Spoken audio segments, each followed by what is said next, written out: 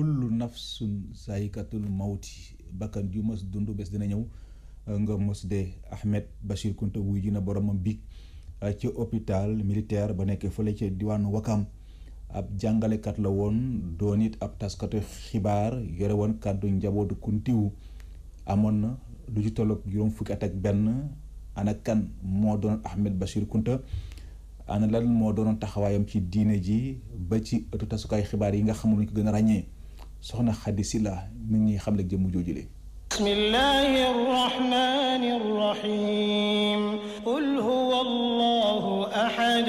allahu samad lam yalid wa lam yulad wa lam yakun lahu kufuwan ahad. mi ngi juddu ci 1937 foofu ca Saint-Louis. Ahmed Bachir Kounta nekkoon journaliste bu nga xamante ne bokk ñuy gën a marqué li nga xam ne mooy monde médiatique sénégalaise. Ahmed Bachir Kounta mi ngi juddu 1937 foofu ca Saint-Louis nekk journaliste yu gën a marqué histoire suñu réew mi. carrière am yëpp mi ngi ko def foofu ca RTS. nekkoon journaliste sportif ci année 60 jàpp 70 waaye tamit beneen xarkanam bu ñu xamoon ci moom mooy ni Ahmed Bachir Kounta nekkoon na personnalité religieuse bu mag ndax moom moo nekkoon ki nga xam ne mooy porte-parole famille Kountiyu ca Ndiassane. génn àdduna bi daal di indi tiis ak njàkkare ci Sénégal rawatina ñi nga xamante ne dañ doon safoo bu baax a baax ay waxam waaye itam kaddu yu rafet ak yu sell yu mu doon rotal saa yuñ ko dénkee micro yàgg naa dox tànk jàmm saa yu dëkk bi daal di doon am jafe-jafe wala mu daal di yëngu formation journaliste tax na mu daal di occuper poste yu bari ñu ci gën a mën a jàpp mooy sénateur bu mu doonoon ci régime libéral. Ahmed Bachir Kounta nekkoon ab référence ci képp koo xamante ne journaliste nga fii ci Sénégal rawatina ci àdduna nga war nga këpp nekkoon tamit personne ressource boo xamante ne saa yu événement yu am solo daal di amoon ci réew mi kàddoom da daan jib waaye tamit nit ñi dañoon dem ci moom ngir mën a am ay leerlu ci lu bari rawatina ci feetu indépendance bi wala yeneen événement yoo xamante ne da doon marqué bu baax a baax Sénégal. jërëjëf soxna Khady Silla ñu ngi lay sant di lay gërëm Cheikh Mouhamed Julit Kounta nekk fële ca Ndeer yëkk ay kàddoom daal di xam ne Ahmed Bachir Kounta nit la woon koo xam ne ni daanaka mission yëpp moo doonoon luy dooleel diine islam daanaka ab royukaay la woon ba tax bu génne àdduna loolu nañuy jàpp ne umma islamique bi yëpp ñoom ñoo ñàkk. Cheikh Mouhamed Julit Kounta ay kàddoom soxna Mamou Diaby Gassama moo ko tataan. di wax inna lillahi wa inna ilayhi raji'un di nangu dogal yàlla ci li nga xam ne dogal na ko nga xam ni moom moo ko atte ci jaam ñi moo ko def. Ahmed Bachir Kounta mi ngi bokk ci maanaam fan bii ñooy Kounta yi di doomu Cheikh Sidi Ali Kounta bu Cheikh Bou Kounta mooy papaam mi ngi nekkoon këram mi ngi nekkoon ci waawoon soxna Mariama Kounta Sëñ Babacar Si yoroon moom bokk rek bàyyi waaye di fañ ba nga xam ne ci Njaasaan la bokk Cheikh Bou Kounta di waajuram. Ahmed Bachir Kounta nit lu ku baax la woon bokk ci famille bu baax comme ni nga ko xamee mais neewoon nit ku yaatu dënn ku amal rek àdduna bi yëpp jàmm nit ku fonkoon xam-xam ak diine royukaay la ci lu bëree bëree bëri parce que nit la ko nga xam ni kii ci wàllu àdduna ku ci jaxasoo nag àdduna ndax jàng na nasaraan ba egg fi mu toll journaliste bu mag la woon ndax expérience am ak li nga xam yàlla mayoon na ko ci mu nekk RTS ba retraité fa waaye teewul ci wàllu doomu soxna mu bàyyi ci xel bu baax a baax léegi li mu nekk woon ci wàllu diine moo bëtuwaat nekk nitu diine di jàng diineem di ko jàngale di ci dund nekk doom koo nga xam ni kii nit ku yaatu la ku bokkoon ñëpp këri diine yëpp nekk ko nga xam biir famille bi ku ci amoon jàmm ak ñëpp la ñëpp suñu xarit la woon doon te suñu waajur la woon ci ak bokk mag ñu foofu itam dañ naan ubbi dënnam ñuy diisoo ak moom di waxtaan ak moom di kaf ak moom di ree ak moom di ànd li nga xam ne moom la ñu ànd ci jitaay yu bari ci jitaayu xam-xam ci jitaay li nga xam ni mooy doxal kër gi ci wàllu diine ak jikko ak lépp li nga xam ni doomu soxna moom la war a làmboo kooku mooy Ahmed Bachir. loolu di ay kàddu yoo xam ne nii ñu ngi ko nangoo ci kii di Cheikh Mouhamed Julit Kounta fële ci Ndeer kon mu doon yéeki ay kàddoom jëmale ko ci ki nga xam ne ni moom moo di Cheikh Ahmed Bachir Kounta nañu jàpp ne moom mi ma nga faatu démb ci Bikone ci hôpital militaire bu nekkee fële ci Wakam levée du corps bi daañu ko amal ni ki ëllëg incha allah rabbi ci aljuma ji fële ci hôpital principal bu Ndakaaru laataa ñoo koy jébal boromam fële ci Ndiassane kon ñu jàpp ne Ahmed Bachir Kounta amoon na lu ci tolloog juróom ñetti fukki at ak benn ñu wëy di ko ñaanal rek yàlla woyofal suuf si kawam te xaaree ko ci aljanna yi gën a kawe te mooy aljanna yi firdawsi lépp daal loo xam ne moom moo tukkee kon ci cérémonie officielle ba ci denc bi nga xam ne ni moom lañ ko dara denc fële ci Ndiassane lépp daal incha allah bi daañu leen ko dégtal fii ci Walf TV. ñu wëy ba tey ci xibaar yi ndongo yi génnee ca daara ji di Pastef promotion 2013 ñu ngay wëy di dëddu lekk ak naan toog ko ndox la ñu ne duñ ko jàll ci seen bëli bu dul ne nguur gi daf leen dugal ci biir fonction publique ñu ngay ñaaru taxawaay jëwriñ ci li nga xam ne ni moo leen jaboote ndax lépp lu mu leen mës a wax amul dara lu mu ci def Alfousseyni Keita ma wax ci seen kàddu ñu teewlu ko ci téléphone xoxandum. ñu ngi si suñu 28e jour de grève de la faim. fan yii passé am na ay autorités yoo xamante ne dañu rapproché pour ñu mën a def benn négandiku pour ñu mën a entrer en négociation ak autorités yoo xamante ne loolu defoon nañ ko loolu moo tax am na ay quelques jours yoo xamante ne communiqué wuñu ak presse parce que ñu woon ay négociation ak ay autorités mais malheureusement négociation yooyu joxewul dara te loolu dafa ñu bett parce que ñun ñu ngi fii depuis 5 ans ñuy laaj loo xamante ne état du Sénégal mun na ko def defu ko dañu dem ñu commencé dañu tàmbale xifal te état du Sénégal am na obligation régler ce problème bi actuellement professeurs yu fi tëdd pare nañu lépp pare nañu pour dee tant que amuñu satisfaction totale te tant que amuñu satisfaction totale ñu fi jóge loolu mooy wax bi te pare nañu loolu moo tax état du Sénégal na réagir nu mu gën a gaawee parce que jéye bu fi amee état du Sénégal sera entièrement responsable mais naa la ñuy pare nañu pour dee fi tant que amuñu seen OS nañu attendre à des gens à des situations critiques parce que duñu fi jóge lu ñuy laaj suñu droit la l'école sénégalaise daf ñu soxla ku observer grave yi ñaar fukki fan ak juróom-ñett forcément état de santé dina am ay problème am na yoo xamante ne dañuy sonn. moo ko day kàddu yoo xam ne nii ñu ngi ko nangoo ci Alfousseyni Keita jàmm nag gàddaay na ca aéroport Blaise Diagne ba ne ca Diass ñii di liggéeykat yi laxasaay nañu ba dëgër fas yéene jàmmarloog Pape Mayel Diop mi seen njiital kër gi gannaaw ba ñu gisee ne dafa lànk ne du leen fay xaalis bi mu leen amel ci ab ndaje nag mu yaatu mu doon amal démb Cheikh Diop ak ni ñoom ña ngay sàkku ci njiital réew Macky Sall mu wax ak Pape Mayel na leen fay seen xaalis defu ko fan yii di ñëw tukki dina jafe lool foofee ci aéroport Blaise Diagne ba ne ci Diass foofu sax la ñuy jëm fekk fa Thierno Daf ngir ñu fay leen luñ leen ameel nu mu gën a gaawe liggéeykat yi nekk ci AIBD sumbaat nañu seeni xare moo gën a xam ni dinañu fay ci nii wala ci nale billaahi daf ñuy fay Pape Mayel nanu fay sunu xaalis ci nu mu gën a gaawee ci jàmm duñu ko nangul mukk muy battre campagne fii ci dëkk bi ñun ñuy rey sunu bopp fii wa Pape Mayel yore ñu sunu xaalis ñuy gunaa ndaat liggéeykat di rey seen bopp loolu duñu ko nangu de duñu ko nangu tey duñu ko nangu ëllëg liggéeykat yi woo nañu tamit ki leen bokk yilif mu indi leen ay faram-fàcce ci seen suuf yi nga xamante ne mu ngi koy caxate nu mu ko neexee. mbirum foncier bi dinañ ko leeral bu tey ñu wax ñu ni Modou Khoule moo ñu indil ay terrain dagg liggéeykat bu ci nekk 1 million ci sa salaire 1 million 80 am na ñoo xam ne ADS daan na leen fay ay salaire 1 mois te fan yii di ñëw daanu génne lépp ay salaire 1 mois ay gir yoo xam ne mos ñu so dugg aéroport mën naa lim seen tur léegi fii mais dinañ ci yegg ñu réew mi xam 1 million ñenn ñi 1 million 500 ses amis. su leen Pape Mayel Diop tànqamloo nag li leer ba leer mooy waxtu wu nekk jamono ju nekk ak saa su nekk ay jafe-jafe mën naa am ci diggante tukki bi wala ñëw fii ci aéroport AIBD. waxtu woo xamante ne ni jox nañ sunu xaalis ci jàmm liggéeykat dinañ delluwaat liggéey ci jàmm su fekkee dane loolu amul billaahi tukki dana jafe ci réew mi loolu lii lañ wax ñun ñoo ko wax te ñu ngi fii ci biir aéroport bi tukki dana jafe opposition bi dañ naan élection dana am doon mooy fii dama ne tukki dana fi jafe laa wax ci réew mi billaahi man maa leen ko wax nan ñu fay sunu xaalis ci nu mu gën a gaale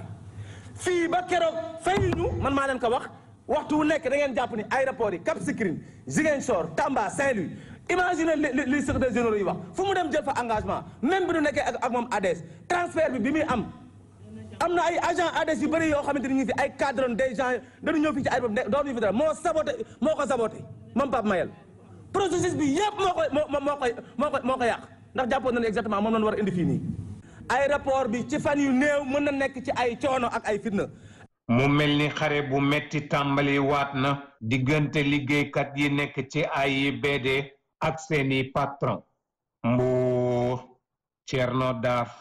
rajo télévision Walfadjri. fanweeri at ak ñaar gannaaw bañ leen rajee ak léegi ñi nga xam ne ni ay liggéeykat lañu woon wala sax ay alkaati lañu woon te yàlla def ñu dem à la traite ñi ngay saako ci njiital réew Macky Sall mu jëfe kàddoom moo leen digoon dina leen fay seen i pension yi mu leen amel boobaak léegi toon na daanaka si 2 at waaye ba fii France daal di xëddeem dàqu ñu nag wane seen bopp ci mbedd mi su fekkente ne xaalis bi ñu leen war a jox ñu leen ko ab ndaje nag lañ doon seq démb ak taskatu xibaar yi Moussa Sène Mami Kanté 87 lan rajo woon suñu borom kër yi ñu nekk ak moom tubaab lu nekk daj nañu ko daan nañu xëy ñetti fan dëpp suñuy cin. policier yi ñuy rajee woon ci atum 1987 ñoom nag ñu ngi yuuxu di wax rek président Macky Sall des nay respecté promesse yu mu leen digoon ca atum 2017 ginnaaw bu mu leen ni rek seen indemnisation yi dina si ñëwaat Cheikh Ahmed Niang di seen porte parole. ñoo leen woon tey conférence parce que ñun question ni ko pension policier municipal dafa déjà parce que pension proportionnelle la pension déjà. loolu c'était en mai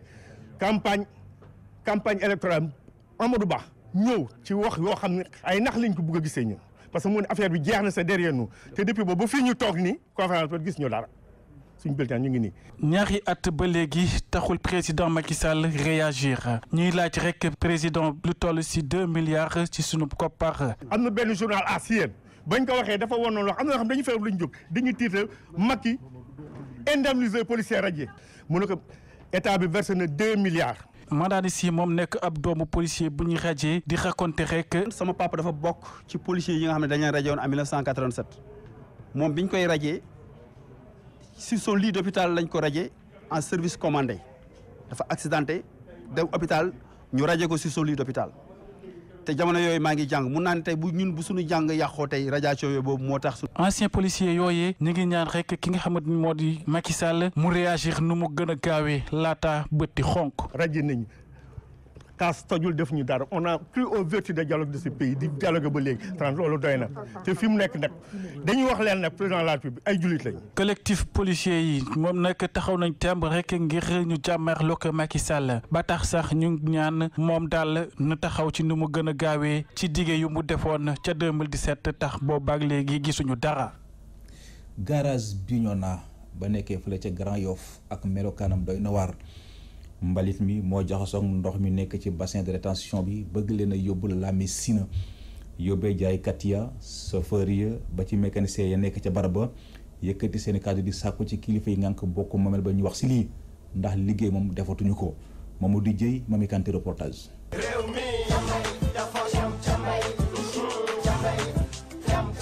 at yi di gën di wéy waaye boobaak léegi amul benn coppite ci dundunu askan bi yeewoo ca Grand Yoff soxal lu jëm ci mbirum mbalit gi firndeel bi ne xuus ci garage Bignona file bu weesoo mbalit yu ñuy sotti ci bassin de rétention bi ab xet gu bon moo ñu fi dalal la lu ni mel ñuy xëy ci bërëb bile di ko mettitlu daaw ba léegi maa ngi jaay fii mais garage bi te li ma gis ci garage bi moom daf maa yéemuloo xet bi poussière bi saay bu ma wàccee wallahi azim at yàlla damay mel ni ku damay sekkati benn waaje woccu sax ndax xet bi poussière bi man dama xamul lan la lu tax suñu chef garage yi gisuwul gul lii. xet bi jógee si bassin moom salte bi moom war nañu see état war nañu see mën a jàppale bu baax loolu bassin yi jël ko fi jógee ko defar ko ba mu mën ndax fii Ndakaar la lépp lu fi war a mën a defar amul waaw ndax bassin yi ndox maa ngi nii suñu ginnaaw yi war naa mën a indi ay feebar la mën na ko indi. lu ci gën a doy waar nag bokk na ci mbooloo bu takku bi amal ay yëngu-yëngu ci garage bile tax ñu bari di fi amal seen i njaay ya waaye xet gu bon gile léeg-léeg mu leen di dàqal sax seen i client di nga gis client bu ñëw bëgg a añ xëy na xet bi sonal ko du mën a añ kon daf ñuy indil daf ñuy pénaliser léeg-léeg benn côté. xet bi kay léegi kay ñu ngi koy bëgg a taamu comme que ñu ngi fi def ñaata presque at ñu ngi koy dund fii kon kay comme mënuñu si dara kay pexe amul. ñu dundee ko noonu rek ba xam ñoom dinañu si fekk si ñu dimbale ñu. ginnaaw bañ leen artoo ci jafe-jafe yu ni mel kilifa yu nekk ca mairie ba di fi faral di amal ay tukki nemmeeku bu ñu sukkandikoo ci ñuy xëy ci garage boobu bii de waaye nag boobaak léegi amul benn matuwaay bu ñu jël ngir dàq xet gu bon gile ci seen bërëb liggéeyukaay bi. askan wi dëkkee ci frontière Sénégal ak Guinée-Bissau ña nga gàddu seen i yoxo topp ci mbedd mi yuuxu wàllu ñàkkum kaaraange gu jéggi dayoo moom la ñuy dund ci seen gox boobule. ñemetu ñoo yar benn jur ndax woo yooyu nga xam ne ni ñoom ñooy bàyyeekoo saa su ne ci Guinée-Bissau di ko yóbbu ndimbal daal la ñuy sàkku ci kilifa yi ndax jamono ji sonn nañu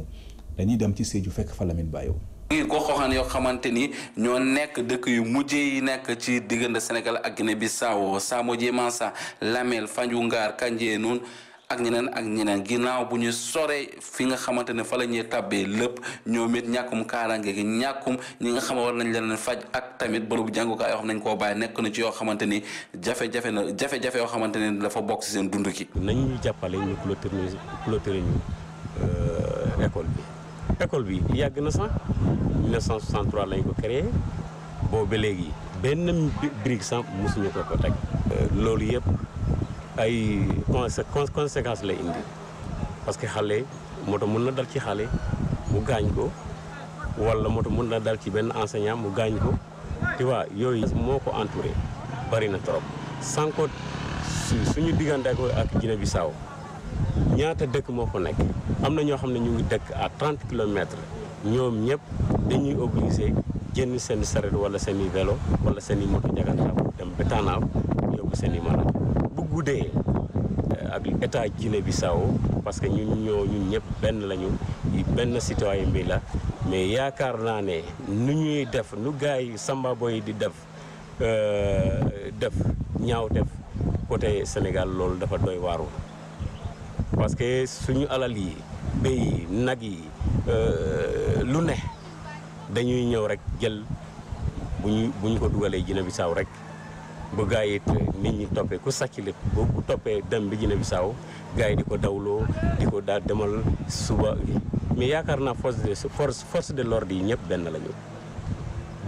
ñoom lu ñu jot a feeñal li nga xamante mooy jafe-jafe mooy maanaam lu ndaw la ci mbir mi ndegam li nga xamante mooy sàcc mala doon na loo xamante bis bu ne ñu ngi koy gis te loolu amul lu muy indi lu dul ndóol askan wi moo tax encore jot na yëkkati ay kàddu jëmale ko ñi nga xam ne ñoo ngaan ko nguur gi pour ñu jàppaleen ci li nga xamante ne mooy seen dund bi mu noon dund bu sell Sédhiou Walfadjri rajo TV Lamine Ba. Bisnabe Gandé ngir ñi fa xamul ab dëkk la boo xam ne ni ma nga nekkee fële ci diwaanu Jolof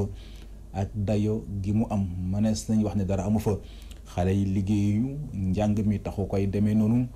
yóbbee doomi dëkk ba gannaaw ba ñu defee ay at ci bitim réew ñibbisi am yéenay jëmmal fa ab ferme agricole boo xam ne ni yaatuwaay bi toll na daanaka ci benn hectare bu weesoon ndaw ya fa nar a liggéeyee ferme boobule Gandé ak mboolem gox yu ko wër dootuñu jéggaane lu ci mel ni yàpp dootuñu jéggaane lu ci mel ni soow ak yeneen yu ni mel dañuy dem ca Gandé fekk fa Omar Kayre. Adramé Sow nekkoon ab émigré daal di nag ñibbisi ci dëkkam moom mi aménagé na lu toll ci hectare ak genn wàll ca Bisnabe Gandé di ab dëkkam nekk nag ci commune bu Gandé ci département bu Louga nara nag taxawal ab ferme agricole li tax mu def ko du lenn lu dul bëgg dëkkam bi génn ci ndóol. ferme agricole boobu nag pareegul waaye clôturé nañ ko ba pare li des mooy def ci ndox def ci magasin def ci lépp parce que man def naa ci réewu Europe yi ay at yu bari. xam naa li fa ne xam naa ne loolu mooy li nga xamante ne ñun buñ ko toppee danañu may développement bu durable boo xamante ne danañu dimbali ñu mën a dëkk yu sax ñu bañ a sonn jën na ci màng yeeg affaire yooyu. accompagnement pouvoir public yi nag ngir taxawu ko ci projet bi dafa des loolu nag moo waral muy woo gouvernement bu Sénégal ngir ñu gën koo jàppale. bon def naa ci quelques magasins waaye am na lu des ci biir ndox tamit waroon na fa am ndox mi soriwul waaye amuñu autorisation. pour monter tuyau yi ci biir tuyau yi sax am na loo xamante ni jënd nañ ko teg nga xamante ni ñu ngi xaar rek autorisation am pour ñu mën a installer ci biir ferme bi ñu def loolu waaye nag ba tey accompagnement bi day des ni mu waree du ko ameegul noonu et loolu nag lañ doon ñaan président mu yëg suñu appel bi jàppale ñun waa Gandé yëpp ak ñun waa département bi su ko defee jàmm rek mooy am. loolu bu fekkee ne taxaw na. li muy dimbale dëkk bi mooy dootuñ jiggaani lu ñuy lekk dootuñ jiggaani soow dootuñ jiggaani yàpp parce que lépp dañ koy produire fii ci biir Sénégal ci yu mel noonu parce que boo gisee Europe développé nekkul ay usines yoo xamante ne dafay jël par 1000 personnes mais da ngay gis kër gu ne am usine boo xamante ne par 5 personnes ñoo ci liggéey wala 10 personnes wala 20 personnes. ci jéego nag yi muy dox ngir goxam bi daal di am émergence gën a nag dugg ci modernisation Adramé Sow organisé woon na ab conférence. ci thème boo xamante ni éducation pour tous ñu jaarale ko nag ci alphabétisation ak dugal xale yi ci l'école bi. alphabétisation bi gone yi mën a dugg école mag ñi mën a jàng alphabétisation ñu dugg ci élevage moderne bi mu nekk développement boo xamante ni dafay ñëw direct. jërëjëf Omar Kayre ñu ngi lay sant di la gërëm mbokk yi kon ci foofule ci la ñuy tàbbisee ak yéen ci xibaaru bitim réew yi dañ ci ànd ak soxna Fatou Bintou Diouf. mu mel ni que dañoo am ay jafe-jafe ak machine bi lu jëm ci xibaaru bitim réew yi le du ñàkk kon daañu ci dellusiwaat léegi ci kanam xanaa rek bamtuwaat la nga xam ne ni nemmeeku woon nañ ko sànq ci wàllu xibaar te moo di Bisnabe Gandé ab dëkk la boo xam ne ni ma nga nekkee fële ca diwaanu Jolof ak dayogaal gi nga xam ne am na ko mënees nañ wax ne amul dara loo xam ne ni am na fa xale yi liggéeyuñu njàng mi taxu koy demee noonu yóbbee doomi dëkk ba gannaaw ba ñu defee ay at ca bitim réew ñibbisi am yéenay jëmmal ca gox boobule ab ferme agricole boo xam ne ni neen ñi yaatuwaay wi dina toll ci 1 hectare ak lu tekk bu weesoo sax ndaw ya nga xam ne war a liggéeyee ci ferme boobee nañu jàpp ne bu xasee ba am askan wu dëkkee fële ca Bisnabe Gandé dootuñu jéggaane lépp lu ñuy lekk moo xam ay lujum la moo xam yàpp la moo xam meew la ak yeneen yu ni mel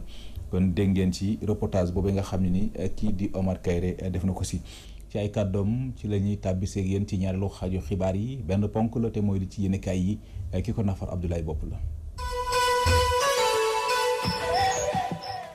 dal leen ak jàmm yéen a bi di Walf Quotidien xëy dalal professeur de droit bii di Kader Boye jot naa àddu ci tolluwaay réew mi rawatina ci géew politique bi ay kàddoom ci biir yéen a bi professeur Kader Boye gis na ni démocratie di doxee ci réewum Sénégal faw ñu xoolaat ko ndax sooxe na lool Kader Boye yokku ca ne dooleeg sañ-sañ gi ñu jox njiitu réew mi ëpp na lool te mun naa dem ba jur xaabaabal ca lañ ko dénk mu dal di ko jëfandikoo ci anam yu dëppawul ak yoon professeur Kader Boye ay kàddoom ci Walf Quotidien ne jot nañu jëlee fi buur buy buur di bummi yéen a bi ne lu jëm ci wàllu justice su Sénégal professeur Kader Boye àdduna ci gis ne justice bile maanaam yoonub Sénégal ne am na gàllankoor yu takku ne lu jara càmbaraat la yéen a bi di Sud Quotidien ne mangoog professeur Kader Boye joxe na ay tegtalam na mu gisee démocratie Sénégal wax na ko ne laaj na jubantiwaat ma ngay fàttali ci biir yéen a bi ne lu ko dalee ci atum 1992 ba tey Sénégal la mu amoon ci déggoo ci géew politique bi daanaka coowal parrainage bi salfaañe na ko démocratie bi tumuranke lool professeur Kader Boye gis ne Sénégal faw mu soppi doxalin réew mi quotidien feelu ko dox wutali wàccaayu élection présidentielle yi ñu jëm ne mbir yi tàmbale naa tàng jër fitna gaa ngi tàmbale jolli ci géew politique bi opposition bi tàmbale ñaxtu yéen cabinet bu ñu deful ndànk jàmm ji Sénégal amoon mun na fee jaare atum ren ji am lu ko gàkkal ndax xiiroog ngaayoo gi fi tàmbale am la am ca yëmbal sud ak yëmbal nord moom la yéen cabinet di Les Échos xëyee tey di ñu xibaar ne ay ndaw ku jéeg politique bi tàkk woon nañu ba dëgër nasoon nañu seen plan ba noppi ngir song mairie bu yëmbal nord ak yëmbal sud taal ko jëppét loolee bokkoon na ci seen yéene waaye seen yéene mujjuta sotti yéen cabinet ci ñooñee bokk na ci ñaari ndaw yu bokk ci bés du ñàkk ak benn professeur d'anglais jot nañ leen a teg loxo yéen a bi di Les Échos ne yooyu leen ndaw te fare ci opposition bi la ñu waajaloon bokk na ci bu ñii di taal jëppét mairie bu yëmbal sud wala bu yëmbal nord ña ca des di ko filmer en direct di ko jàllale ci YouTube 24 heures ne fitna gi ni mel doon lu tere nelaw lool Alioune Badara Cissé médiateur de la République dànkafu na askan wi ngir ñu ànd ak dal ci yile wote Alioune Badara Cissé ne lu aju ci Khalifa Sall ak Karim Wade gannaaw bu ñu leen seppee ci élection yi ñu jëm am nañu sañ-sañ ñaxtu leneen ci ay kàddoom ci biir yéenekaay bi moom médiateur de la République daal dina sàkku ci kilifa diine yi ak ci kilifa aada yi rawatina société civile ñu yëkkati seen kàddu ngir dalal askan wi maanaam amal yile woote ci jàmm ay kàddoom la ñu fekk ci l'Observateur moom Alioune Badara Cissé daal dina sàkku ci ñiy jiite parti politique yi ngir ñu dalal seen militant waxtaan ak seen militant soññu leen ñaax leen artu leen Alioune Badara Cissé ne li ni mel bu amul réew mi mun naa tàbbi ci fitna Alioune Tine njiital Amnesty International daal di ko feelu gis ne li xeeñ ci élection présidentielle ñu jëm neexagul Alioune Tine ne la ko waral bokk na ci processus électoral bi na mu doxee rawatina bile loi parrainage ak la ca tàbbi mun naa yee fitna Alioune Tine ne jot na société civile jóg soldaalam ngir waxtaan ak askan wi dox ngir jàmm am ci réew mi turbine xëy taataan ñaxtu waa société civile ne kontaanuñu benn yoon ci ni fichier électoral bi doxee rawatina li xew ci parrainage bi ba ci mbirum Khalifa Sall ak Karim Wade ak Malick Gakou ma ñu xañ ñu bokk ci yile woote société civile ne bile doxalin àndut ak dal Bougane Gueye Dany addu ci biir yéen a bi di la turbine gis ne nguur gile toroxal na askanu Sénégal te ci kujéeg politique bi am na ci ñoo xamante dañoo dugal bopp rocci la meñ maanaam am na ñuy baare yegook njiitu réew mi Macky Sall ci suuf la ñuy fësal ak di ko ñaxtoo ci réew mi gëmuñu ko la leen yitteel mooy njiitu réew mi Macky Sall cëral leen ëllëg enquête ne mangoog société civile alerte na dankaafu na artu na ci li mun a xew ëllëg ci réew mi société civile jàpp ne gàllankoor yi ni mel fa mu mun a tukkee bokk na ci dogal gi tukkee ci conseil constitutionnel mi xañ Malick Gakou mu doon candidat xañ ko Karim Wade ak Khalifa Sall ak ñeneen Walf Quotidien xëy jox kàddu maître Madické Niang mi xam leen ne lu jot na ne jot nañu jàmmarloog nguurug Macky Sall maître Madické Niang ne xoolal ma réew mi démocratie amatu fee jéem daal dina nermeelu jot naa ñaawlu cong gi am ci siège bu taxawu Ndakaaru bu Khalifa Sall maître Madické ñaane mim réew du makkee ko moom yéen kaabi di Vox Populi xëy duñu dégtal doxalinu njiitu réew mi Macky Sall ak pexe yamu nas bañ ña doon ñaxtu ci wàllu wér-gu-yaram mu giifal seen ñaxtu rawatina ci wàllu yoon ña ca doon ñaxtu njiitu réew mi Macky Sall diisoon ak ñoom ba ci njàng meek njàngale mi waa ànd gësam bu ñu sukkandiko ci mbaloo jacaam jot nañoo mettit lu doxalin gi ni mel ne ana lu tax njiitu réew mi Macky Sall xaar ba élection ne këtt ne jonn mu doog a waxtaan ak ñoom ngir indi saafara bu dee waa SYTJUST di kuréelu syndicat gi boot liggéeykat yi yëngu ci wàllub yoon jot nañoo wane seen bégte rafetlu doxalinu njiitu réew mi Macky Sall Jibi Jaxate di sociologue am ci taxaw seetlu gis ne nguur bu toogee ba war a jëm élection doog a taxaw ngir saafara jafe-jafe askan wi li ni mel mun naa jur leneen ñu wax ci leneen ci biir yéen a bi di laas di ñu dégtal inauguration taax yu taaru yañu tabax ca Diamniadio te mu war a dalal ay ministère yéen a cabinet njiitu réew mi Macky Sall ubbi na leen démb fa la yëkkatee kàddoom daal di dànkaafu liggéeykat ya fa ne képp ku fa def naka sulul noonu wala yàq fa dara jàppal ne dañ ko teq ci sa payoor yéen a bi di l'évidence ne ndax baara yëgoolam déet li xew ci diggante jawri gi ñu denk wàllu koom-koom Amadou Ba ak Ousmane Sonko njiital Pastef yéen a cabinet ay fan donga des ci élection présidentielle yu ñu jéem waaye ca ministère gi saytu wàllu koom-koom gi te Amadou Ba jiite ko jël na fa lu tolloog ñeenti liggéeykat te doon ay jegeñaale Ousmane Sonko daal di leen yokkal seen ndombol tànk yéen a cabinet di l'exclusif ne bu weesoo ndombol tànk gamu am ci Senelec gamu jiite moom Makhtar Cissé ma ngay sentu ndombol tànk geneen maanaam wutu njiitu réew mi Macky Sall ëllëg ci bopp réew mi yéen a cabinet kuréel gi boot ay intellectuel waalo ñang cay na seen pexe exclusif am ci taxaw seetlu ne ana lu tax Makhtar Cissé nangu toon a doon jawri gi ñu denk wàllub yoon ci nguurug Macky Sall yéen a cabinet direct info xëy teer ca port autonome bu Ndakaaru dañu dégtal ñaxtu liggéeykat ya ne kontaanuñu benn yoon ci njiital port di Aboubacry Bey ma ñu ne dafa jóg ngir dugal loxoom ci football bi liggéeykatu port ne waane weesuwul ba ay jafe-jafe ca port di lijjante leneen yéen a cabinet stade ne yëgluwaat na moom Cristiano Ronaldo gàddu na super coupe d'Italie gannaaw bu mu daane AS Milan benn bal ci dara yéen a cabinet moom Cristiano Ronaldo wonewaat na xereñam ci football yéen a cabinet suñu lamb ne Double Less nangu na ne doom ja Balla Gaye 2 xereñ na lool ci lamb ji bu weesoo kombaam digganteem ak Modou Lo Double Less ne yàgg-yàgg Balla Gaye 2 dina doonaat roi des arènes te bu jaree ñu delluwaat Nigéria gañu demoon Double Less ne xilaafa buuru lamb ji Balla Gaye 2 dina ci toogaat.